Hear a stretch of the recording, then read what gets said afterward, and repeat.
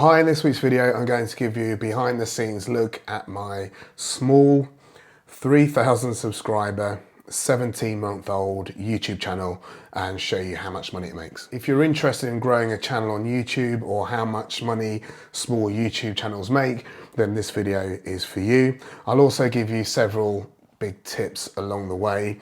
My first tip being, don't do it for the money, and I'll explain why shortly. Let's get cracking. The main reason I say don't do it for the money is because of this.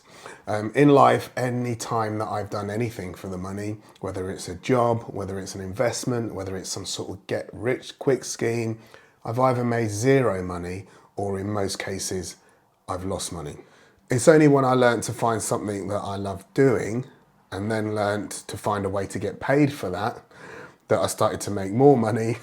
And I didn't get that Sunday blues thing anymore, that Monday morning blues. And I go to work now on a Monday with pretty much the same level of enthusiasm that I've got on a Friday afternoon when I finish. Finding something I really enjoyed doing, I'm a landlord by trade, meant that I was able to be consistently very good at it because I was having such a wonderful time. And that took me from having a negative net worth, as in if I sold everything I owned, I'd still owe money, to a net worth now, which I'm quite pleased about.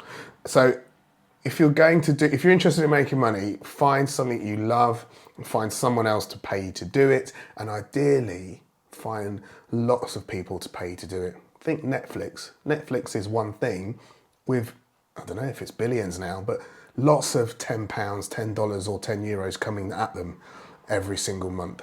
I didn't learn this until about 2004 when I was 30. I wish I'd learned it when I was 20, but hey ho, you can't kind of have it all.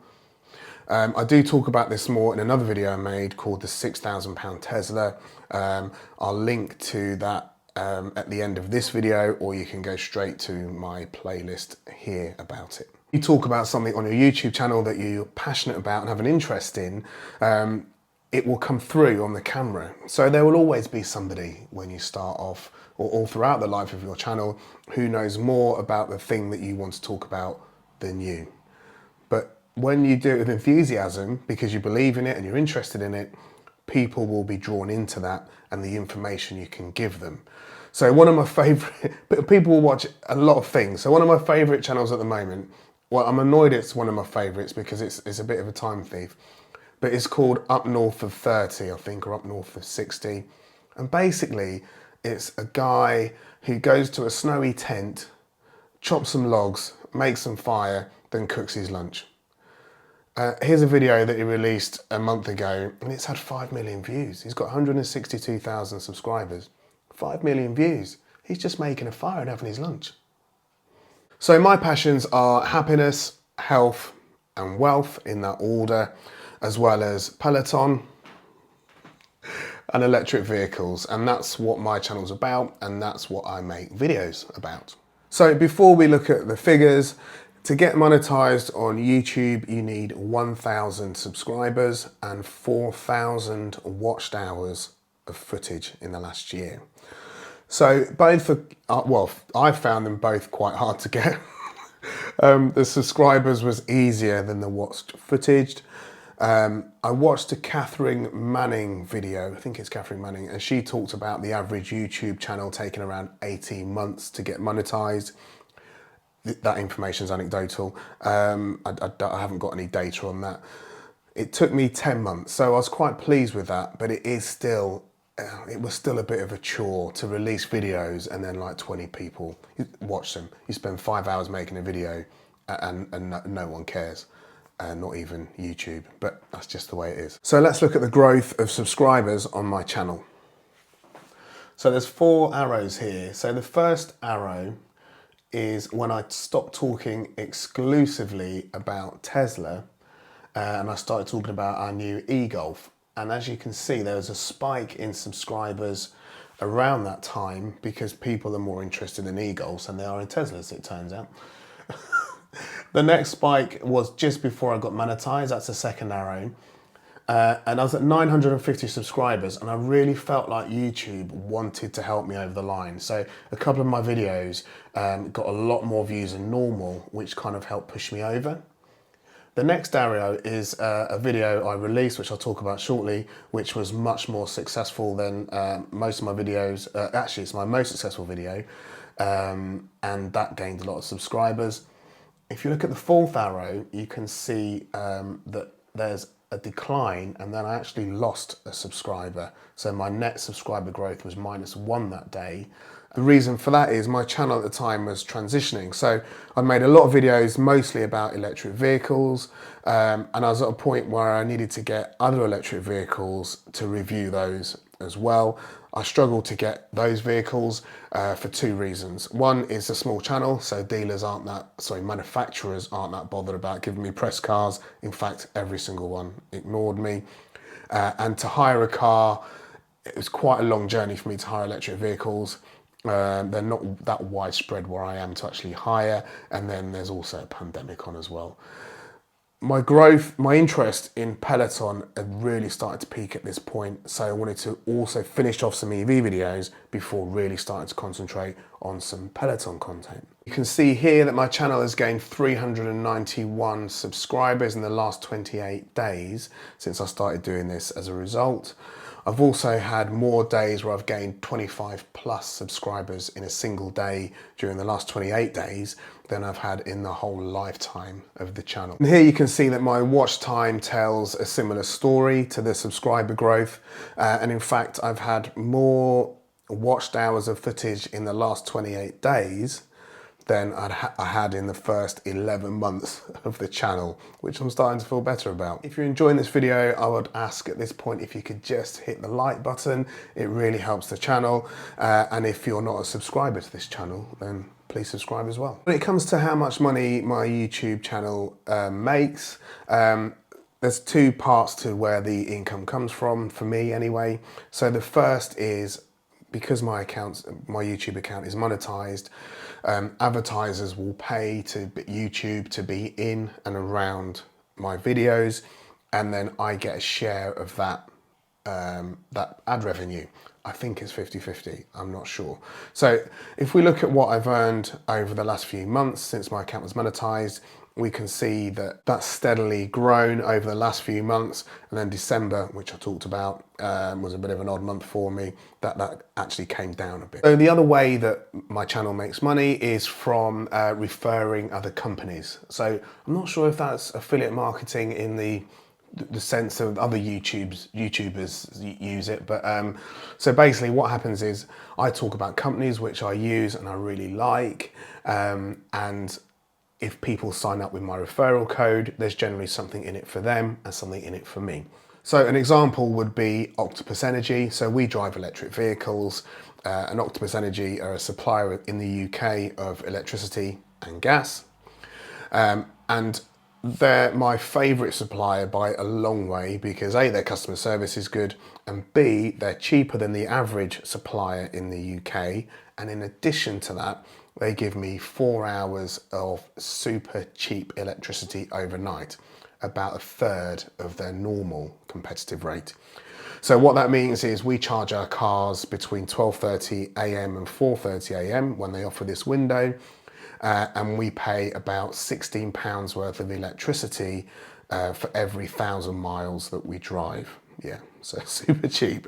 And it works out in like fuel terms, normal fuel terms, of the equivalent of about 350 miles per gallon. So you can see why I'm very keen on this company. So I've made some videos about how they work and how I save money on my fuel bills. And people have signed up using my link. They've got £50 of credit to their electricity account, and I've had £50 to mine, the equivalent of about 3,000 miles of driving in an EV. And that's been enough over the last few months to actually not only cover our EV driving, but also our energy bills for the whole house. So with this, along with my AdSense income in the first year, the channel brought in £2,500, which is the equivalent of about £208 per month on average, which is a low amount of money, granted, considering I release 4 to 5 videos a month, and each one on average takes about 4 to 5 hours to make and edit and write and get up to YouTube, etc. So that's quite low. So That's another reason not to do it for the money, especially at the start, because in my case, there isn't much money. But I love it, so I do it. So year two, the first 5 months of year two are a lot more interesting and probably more along the lines of what you were hoping for or what you would like to hear. So my Peloton content has really taken off this month. So it's January. I specifically released Peloton videos on January the 1st and throughout January. The reason being is that's when people go for their fitness goals, isn't it, really? So the videos I released did really well for my channel. In addition to that, my older Peloton videos also saw an uplift. Now, in this video here, this video is about the Audi e-tron. It's had 40,000 views in its lifetime. This is my most successful video ever. In that time, it's made £200. So the next video I'm going to show you is a video about the Peloton app. So that's had 34,000 views, my second most successful video, but still 6,000 views less than the Audi one. So instead of making £200 during that period of, along that number of views, that one's actually made £600. So that's made with less views, 3 times the amount of money through AdSense. So I'm not some sort of Google Jedi or anything like that, but from what I can understand about business, it's telling me that advertisers will pay a lot more money to be in and around a Peloton video than they will with a middle-aged man driving a large Audi around. For January, which AdSense will pay in February, my share of revenue from my adverts is £811. I think that will get higher. I think it will double the ad revenue share that I had in December. So as it stands so far, in the first 5 months of my second year, I've made £4,800, which is nearly double what I made in the entirety of the first year and gives me an average of £1,000 nearly a month income from the channel. That's compared to £200 a month average income in the first year. I hope you found this information useful. Data is quite hard to put across in an interesting way, I think, but I do like data, I love data. And what I would say is if you're new to YouTube or you're struggling with your channel, which may be what's brought you to this video, and bearing in mind I am no strategic YouTube expert, here's some tips that I can give you which I think should help. So the first one is to always ask people to like and subscribe within your video, but make sure you look at your analytics for your channel and find out your average view duration. So if you make a 10-minute video, the average watcher might not go beyond 6 minutes of that video. So make sure you ask people to like and subscribe before that 6-minute point, if that makes sense. The next thing, and I can't stress this enough, money should be, the income from your YouTube channel should be a happy side effect of you enjoying what you do, being genuine about what you're talking about, and getting your enthusiasm across to people who watch your videos. So think of money as like a nice green lawn. We want a nice green lawn, but don't focus on the nice green lawn. You focus on servicing and looking after your lawnmower. So doing what you love is the lawnmower part, and the nice green lawn is a happy side effect of that. I would also say a lot of people I speak to perhaps need to change their mindset slightly. So one of the sayings that really drives me crazy is money can't buy you happiness.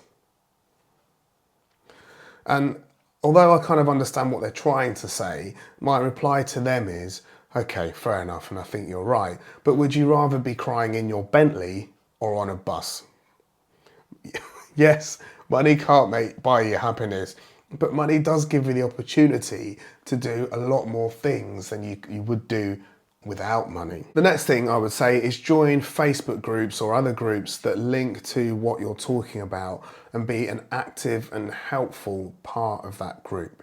So not only will you be spreading your knowledge of what you talk about to others in a different setting, quite often as I do and with the administrator's permission, I might post the videos of that subject I'm talking about into that Facebook group, and because they know, like, and trust me, there's a ready-made audience there for my videos, and some of my videos get quite a few views straight off the bat because, I mean, it's hard to believe, but some people actually look forward to them and can't wait for them to come out. The next thing to remember is your channel and your videos aren't really for you. It's for them, for you looking at me now. You haven't come to this video because you want to see what a man talks about in his home office next to his Peloton bike. You've come to this video for the information that I can give you, and hopefully I've given that information about the analytics and income behind small YouTube channels. So remember, when you're making your videos, YouTube is the second biggest search engine in the world. And unless you're a celebrity, people are coming to your video because what they think you can actually give them or tell them. The next thing to remember is YouTube videos can create a residual income. By that I mean you do something once and then you get paid for it after that. So this Peloton video, I released it in June or July 2020, and it's made a good amount of money. You can see here as it's gone on, and in the last month it's done really well. So I've earned money from that video today, and I made it in July last year. Another example, an off-screen example, would be a book that I wrote. So this book, I'm showing this book because it's not on sale anymore, but there's my name on it. So I wrote this book in 2007. It was never a big seller, but for the next 12 years, from 2007 until I took it off sale in 2019, I got an amount of money from this book, the book sales, every single month. So when it started, for the first couple of years, it was enough for a weekend away with my wife. I mean, and by the end of it, it was enough. It's probably enough to go to the cinema on my own, and if I took my own sweets. So it wasn't very much at the end, but I was still getting income from something I'd done 12 years earlier. Well, I hope you've enjoyed this video. I'll put my playlist here that I think you're going to like if you've enjoyed this video, as well as the subscribe button. That should have been here already. And until next time, see you soon.